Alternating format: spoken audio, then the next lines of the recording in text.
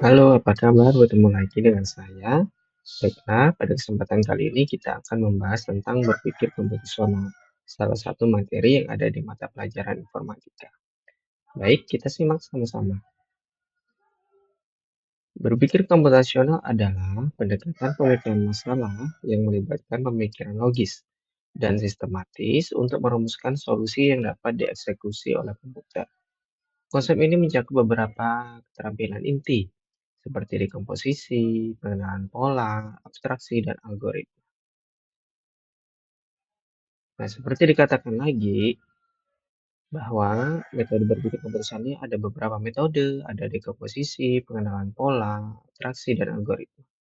Berpikir komputasional tidak hanya penting dalam bidang ilmu komputer, tetapi juga dapat diterapkan dalam berbagai disiplin ilmu dan situasi kehidupan sehari-hari untuk meningkatkan efisiensi dan efektivitas dalam pemecahan masalah.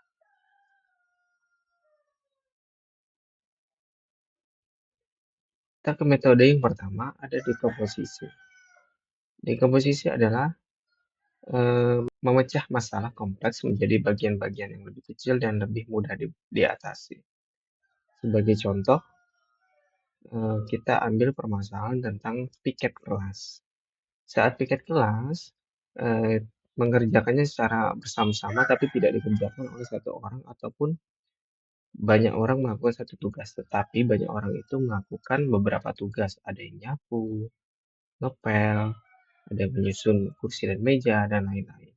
Nah, pembagian tugas inilah yang dikatakan sebagai dekomposisi, yaitu memecahkan satu masalah menjadi bagian-bagian yang lebih kecil.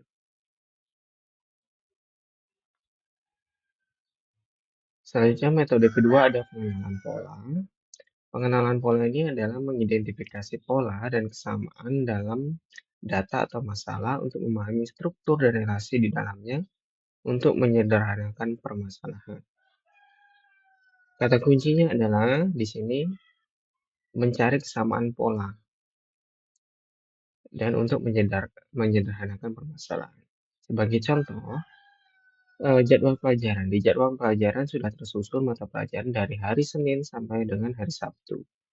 Nah, ketika kita ingin menyusun mata pelajaran yang akan kita bawa bukunya pada hari Senin, maka kita cukup melihat hari Senin.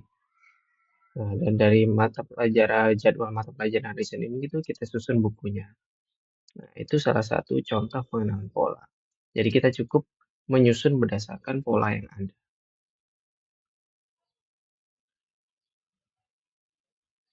Kemudian ada abstraksi. Abstraksi ini berfokus pada mengidentifikasi informasi yang relevan dan mengabaikan detail yang tidak diperlukan. Jadi intinya kita harus fokus pada permasalahan inti saja. Sebagai contoh, saat kita menulis, kita hanya fokus untuk menulis, tapi tidak memikirkan bagaimana pena itu dibuat, bagaimana kertas itu dibuat, bagaimana tinta itu dibuat, tapi hanya fokus untuk menulis. Selanjutnya yang terakhir ada algoritma.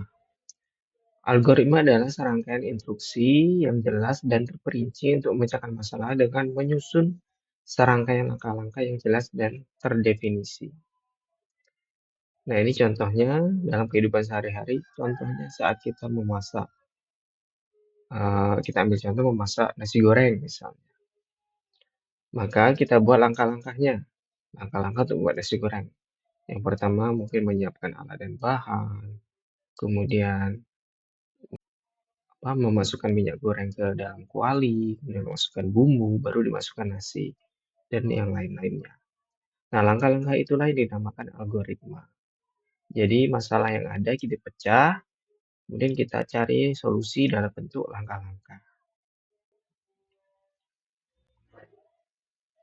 Bagaimana? Mudah dipahami, bukan?